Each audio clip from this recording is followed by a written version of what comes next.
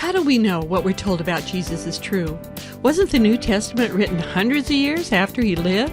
And how do we know it isn't just legends about a good teacher? I'm Yvonne Pran with Bible 805, where you learn to know, trust, and apply the Bible.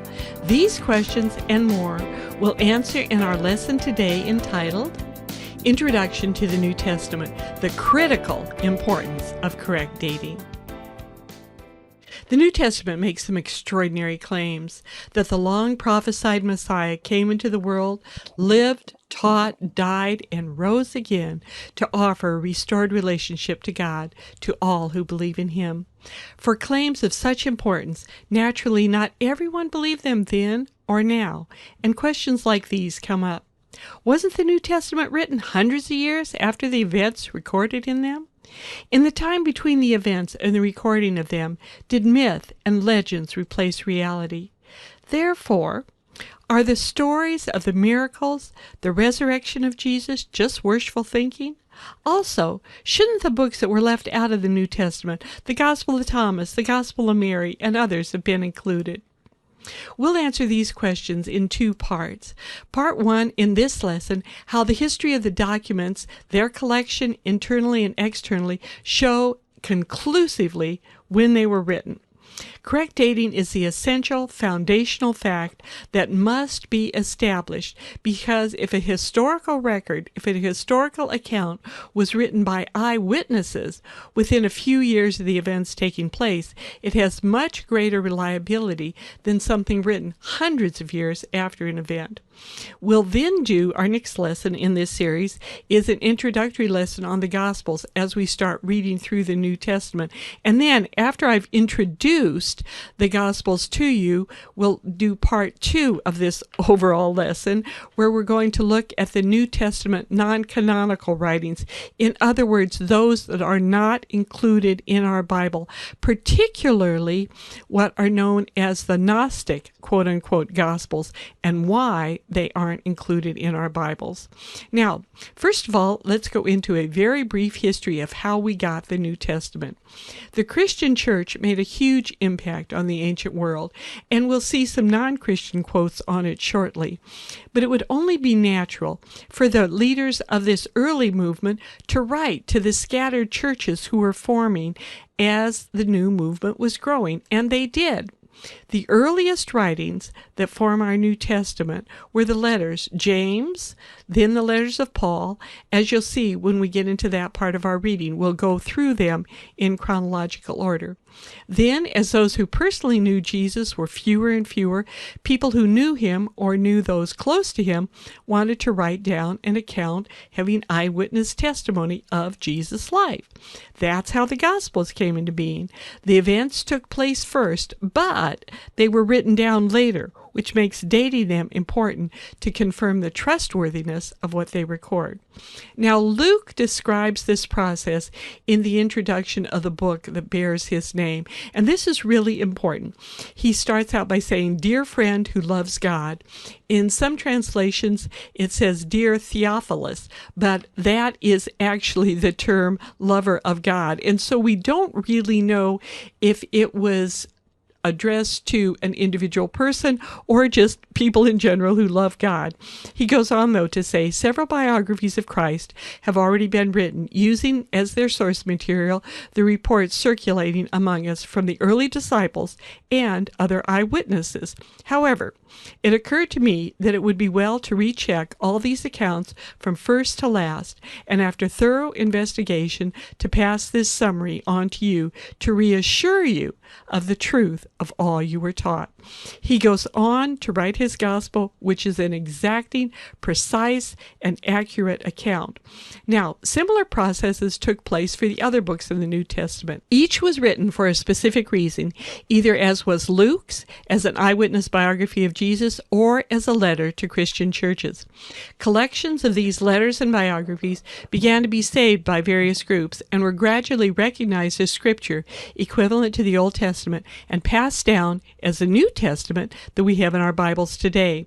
That exact process is covered in the Bible 805 lesson on canonicity, and that's available at the link that is in your notes. If you're just listening to this, you can go to the Bible 805 website, www.bible805.com, and there is a section that has all of the different categories of lessons, and you will find that in the one on how we got our Bibles. But in this lesson, we're going to go into depth on how we date and verify the authenticity of these documents that forms the basis of the Gospels, the biographies of Jesus, and why they're included in our Holy Scriptures. Now, foundational in analyzing any historical document is when it was written. This is of ultimate importance because, obviously, the closer any document was written to when the events actually happened, that increases the likelihood that the events are true.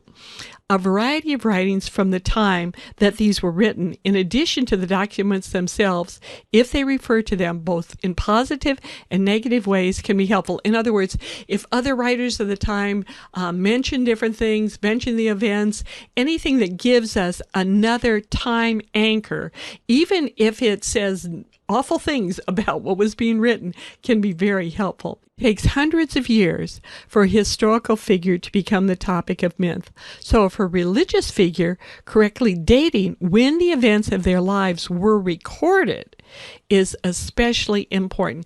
If nothing was written about them for hundreds and hundreds of years, as is the case, for example, with the history of Buddha. Nothing was actually written about him until 500 years after he lived. And so even the earliest writings are very mixed in with mythology and all of that kind of thing.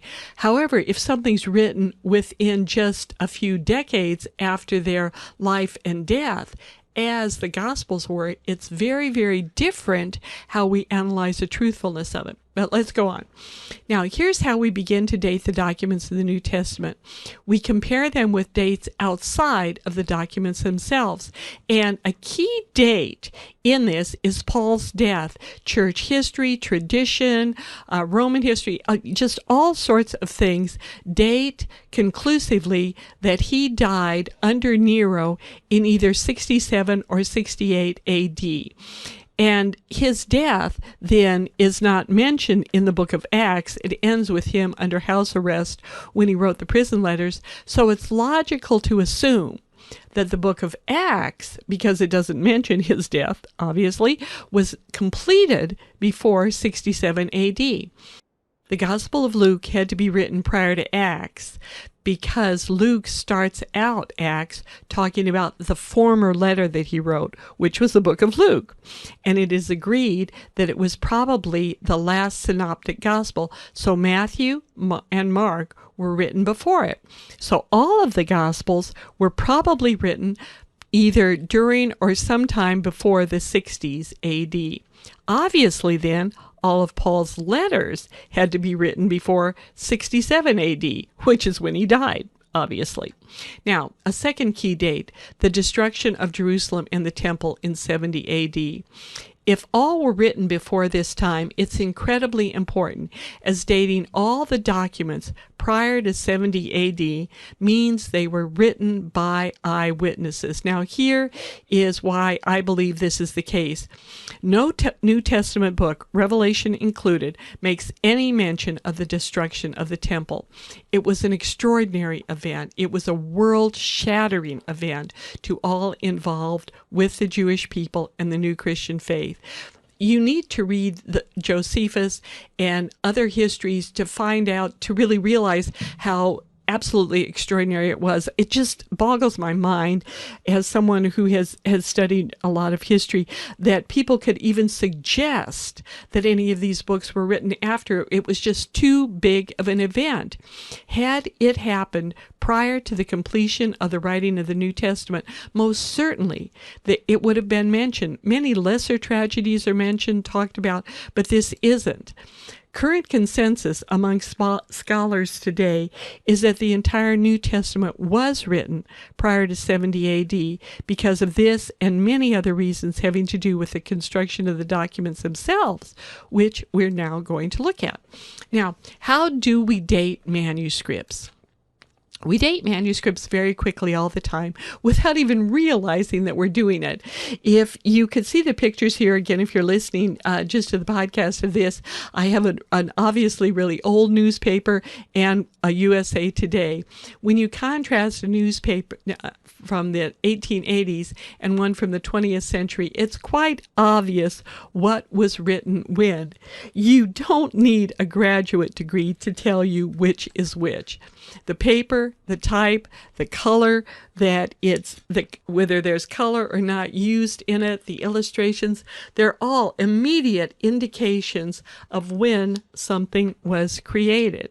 Biblical manuscripts are no different, as the styles of writing and publication design are always changing. In fact, we are in the midst of a huge documentary shift today that future historians will use to date manuscripts, and that is, we're shifting away from cursive writing. Already, a lot of younger people cannot read or write cursive, and in a generation or so, it will be illegible to most people. Future historians will be able to date handwritten documents based on if they're in cursive or not. Now, with that current example in mind, what are some of the differences in past manuscripts that enable us to date them correctly? Now, here are some of the criteria used to date the manuscripts, again, just like today. The paper that it's on, how the letters are formed, the use of colors. First of all, what were they written on? Papyrus, it was the earliest sort of paper or substrate or whatever you want to call it that the documents were written on. And it's very easy to see papyrus was made by mashing together these fibers, and you can see this cross-hatching on the paper very easily. Vellum or parchment was very smooth. That's a leather that's tanned, and when something was written on that, you don't have the cross-hatching, so you can see when that was used, and that was primarily used from the 300s on. Now, how the letters themselves are constructed. The early manuscripts are constructed in what's called uncial, and what this is this means that the letters are all capital letters and that they're all the same size, same height, all of that sort of thing. Minuscule, where we have upper and lower case, that didn't develop at all until the early 3rd century, and it wasn't used widely until the 8th century on. And then word spacing, early manuscripts, all the words just run together. Now, the illumination or illustration of pages was not used until much later, from around 1000 to 1600 AD. Now, if you're looking at the video, you can see a very early manuscript that it's obviously on papyrus. It's got the uncial script. Everything's the same size, and it's just looking at it, you say that's probably very early, and yes, it is. It is one of the Apostle Paul's writings. It is dated from between 150 to 225 AD, obviously a copy of it, but it was from one of the collections of manuscripts found in Egypt. And then there we have many early manuscripts, additional early manuscripts. Here are two that are manuscripts of the Gospel of John. Again, very early, we can tell that they're papyrus because of the cross-hatching on the paper, the style of the letters, the words running together from both the 100s. One of them is from around 200, and we have a very early fragment of the Gospel of John from probably prior to 100 AD. Now, not only do we have fragments, but we have 3 complete Bibles that are very early. We have the Codex Sinaiticus that was discovered at St. Catherine's Monastery at the foot of Mount Sinai, and I have a picture of it, very clear, clean writing, but once again, the uncial script, the letters all running together. Constantine Tischendorf discovered this in 1844. It was in what's called a codex, which means a book as opposed to a scroll. Even if you have only a fragment, you can tell whether it was a codex or not. If it was written on the back, yes, it's a codex. It was pages written front and back. If it was a scroll, just a fragment, and there's nothing on the back, again, came from a scroll. Now, the codices survived so much better. The pages were protected. They didn't curl and crack. The leather pages, and then they were done on, of course, the leather pages, on the parchment pages, and then heavy wooden covers. And that's why so many of them survived. Paper didn't come to Europe until the 1400s and the printing press until the 1440s, but early codexes, again, done on the basically leather pages with these heavy wooden covers, they survived quite well. Another codex, a complete Bible, is a Codex Vaticanus. It is dated between 300 and 350. This one comes from the Vatican Library. We're not sure how it got there, but it is a complete copy of the Bible. Now, when our Bibles, our current Bibles, state that at the end of Mark and a couple other places that what's in them was not found in the early manuscripts, what they're referring to is the Codex Sinaiticus and Codex Vaticanus. These early manuscripts do not have those later additions to them. There's one more, the Codex Alexandrinus, and this is from Alexandria, dated between 400 and 440 AD. Now, here's what's really important about it. It was given to King Charles of England in, now listen to this date, 1625. Now, Charles was the son of James, who's the one who authorized the King James Version, which was translated in 1611. Now, what this means is that he did not have this early Greek manuscript when the King James translation was made. That's why it is not nearly as accurate as actually some later translations that were made using these really early Greek translations. Later, they began to decorate, or they called it illuminate, the Bible. And the lettering may be similar, but they began putting in all kinds of extra artwork and drawings and fancy stuff. Though this started in a little after 1000, the examples here are from 1240 to 1260, and just show you how really fancy the decorations became. Now, just a bit of typographic trivia from the early 1300s. This particular manuscript shows the underlying markings that they wrote upon to do the different manuscripts. Usually they've faded away by the time we see the manuscripts, but here you can see lines underneath, both on each individual line and then on each margin. Now, what's kind of interesting about this is if you could properly make your line fit perfectly all the way from end to end, the way it should be, it was said to be justified or made right. And yes, that term comes from the same basic theological idea of being made right with God.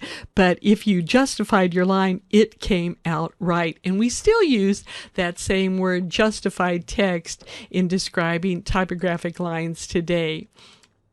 Now, little pop quiz, and I will describe this to you if you are listening to this on the podcast. If you were shown this particular manuscript that has all sorts of illustrations on it, it's colored, it's in very beautiful lettering, but it's upper and lower case. When would you date it? Smooth vellum pages. Obviously, you'd say that's medieval. It's after the 1000s, and you'd be exactly right. It was written somewhere between 1250 and 1299 AD, and it's a section from the book of Matthew. Then if I showed you another piece that has a little crossed hatch in the background, it's got obviously written on papyrus, the uncial letters, the words all joined together. When would you say that's written? And obviously it's very early. 175 or so. And yes, it is the end of the Gospel of Luke and the beginning of the Gospel of John, and it is dated, again, 175 AD or so. It's from the manuscript entitled P75, which is the shorthand for Papyrus 75. Now, we don't just have a few examples, we have thousands of them. And in your notes, I have a chart that many of you have probably seen in the past where it shows that some of the most famous pieces of history that we don't doubt at all, there is a very lengthy gap between when they were written and when we have copies of them. And for most of them, the history of Herodotus, Plato's works, Caesar's Gallic Wars, we have just 8 to 10 copies. And we have 1,300 years, from 1,000 to 1,300 years between when they were written and when we have a copy. With the New Testament, it is so different. At one of the last counts available, and they're finding new ones all the time, we have over 5,000 complete copies. And we have plus over 15,000 in translation. And we have some fragments from 50 years after they were written, and many complete books, and most of the New Testament within 250 years after it was written.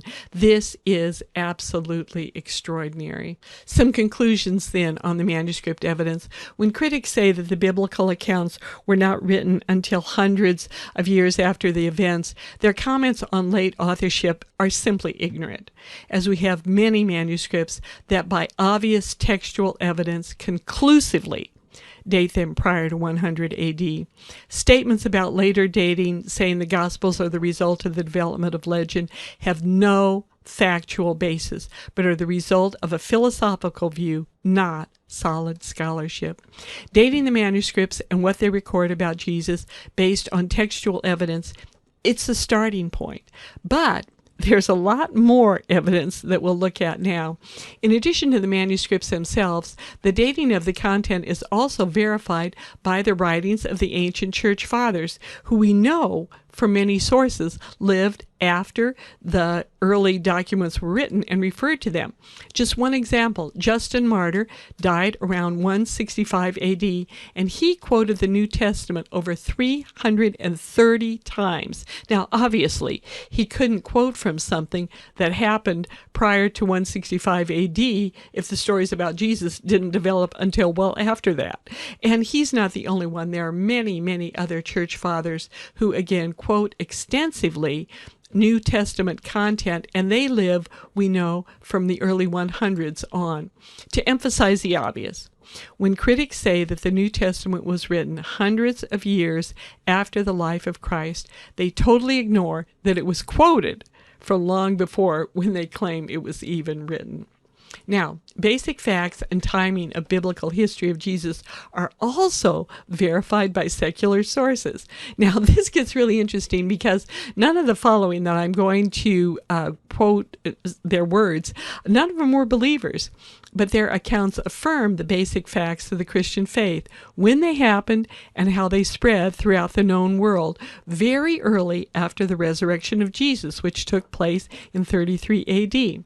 Tacitus, a Roman historian who lived from 55 to 120 AD, said, and I quote, "Christus, the founder of the Christian name, was put to death by Pontius Pilate, procurator of Judea in the reign of Tiberius. But the pernicious superstition, repressed for a time, broke out again, not only through Judea, where the mischief originated, but through the city of Rome also." Suetonius, a Roman historian who lived from 69 to 130 AD, said, as the Jews were making constant disturbances at the instigation of Christus, Claudius expelled them from Rome. And then Pliny the Younger, the Roman governor of a province, and his story, it's kind of touching because the Christians were under persecution at that time, and he didn't quite know what to do to them. And here's what he writes to the Emperor Trajan. He said, "I asked them directly if they were Christians. They used to gather on a stated day before dawn and sing to Christ as if he were a god. All the more I believed it necessary to find out what was the truth from 2 servant maids, which were called deaconesses, by means of torture. Nothing more did I find than a disgusting, fanatical superstition." And you see, all of these, though not at all sympathetic to the Christian faith, confirm that it was going on and when it happened. Josephus and the Testimony in Flavinium. Josephus witnessed the destruction of Jerusalem, and he wrote a Jewish history from the earliest times down to the history of James and John the Baptist. Now, the complete text following is sometimes disputed, but when I've read the critiques of it, it's kind of goofy because the people that don't agree with it, they don't agree with it based on when they don't agree that it was what he actually said, they just go, well, he couldn't have said this. They don't really have any reasons why that is, or when things were added, or what was what, but they just don't agree with it. But here's what Josephus said, and regardless of whether you accept all of it, the core facts, I think, are very important. But I quote Josephus, "About this time there lived Jesus, a wise man, if indeed one ought to call him a man. For he was one who performed surprising deeds and was a teacher of such people as accept the truth gladly. He won over many Jews and many of the Greeks. He was the Christ. And when, upon the accusation of the principal men among us, Pilate had condemned him to a cross, those who had first come to love him did not cease. He appeared to them, spending a third day restored to life, for the prophets of God foretold these things, and 1,000 other marvels about him. And the tribe of Christians, so called after him, has still to this day not disappeared." Again, you may or may not accept that Josephus wrote all of those things, but if nothing else, we can confirm that Jesus lived when he lived and what people believed about him from what he wrote. Again, one more, Celsus, who's really interesting. He was a very prolific writer against Christians. And though he was not a Christian, he confirms people, dates, events, all sorts of things, what's interesting, he attributes them to reasons other than the Bible does. But he does confirm when and that they took place. Let me just quote some of what he said about John the Baptist. He said, "If anyone predicted to us that the Son of God was to visit, he was one of our prophets, and the prophet of our God. John, who baptized Jesus, was a Jew." And then on Jesus' miracles, he said, "It was by means of sorcery that he was able to accomplish the wonders which he performed. Let us believe that these cures, or the resurrection, or the feeding of a multitude with a few loaves, these are nothing more than tricks of jugglers. It is by means of certain demons and the use of incantations that the Christians appear to be possessed of miraculous power." On the apostles, Jesus gathered around him 10 or 11 persons of notorious character, tax collectors, sailors, fishermen. He was deserted and delivered up by those who'd been his associates, who had him for their teacher, and who believed he was the Savior and Son of God. On the crucifixion, Jesus accordingly exhibited after his death only the appearance of wounds received on the cross, and was not in reality so wounded as he is described to have been. Do you see what he's saying in all these quotes? He affirms much of the New Testament, though he ascribes different reasons for the events that took place. He says magic or demons or whatever, but he does not deny that they happened. The historical conclusions on the correct dating of the Gospels. Put aside for a minute the theological implications. In search for the historical Jesus, the biographies and other materials written about him in our New Testament, how solid is the picture based on thousands of manuscripts from the earliest days, written by eyewitnesses, basic facts confirmed by secular and antagonistic sources, and confirmed by 2,000 years of church history. The only honest, obvious conclusion is that the picture that we have of Jesus as presented in the Bible is historically accurate based on the confirmation of being written soon after he lived. What an individual does with that is an entirely different issue. The fact is that a man named Jesus lived in Palestine when the New Testament said he did the miracles described, was crucified under Pontius Pilate, rose from the dead, and so powerfully affected his followers that they immediately spread the news that this was the promised Messiah, and forgiveness of sins and eternal salvation was possible through him. We can trust that what they say happened when They say it happened. The documents that verify this were written soon after the events and are the best attested to in the history of all religions. What a person does with these facts is a totally separate issue than the intellectually honest assessment of what happened and when it happened. For the one who's trusted Jesus as Savior, you can be assured that your faith has a firm foundation in our God, who invaded history, who stepped into the world He created to live, die, and rose again to redeem us.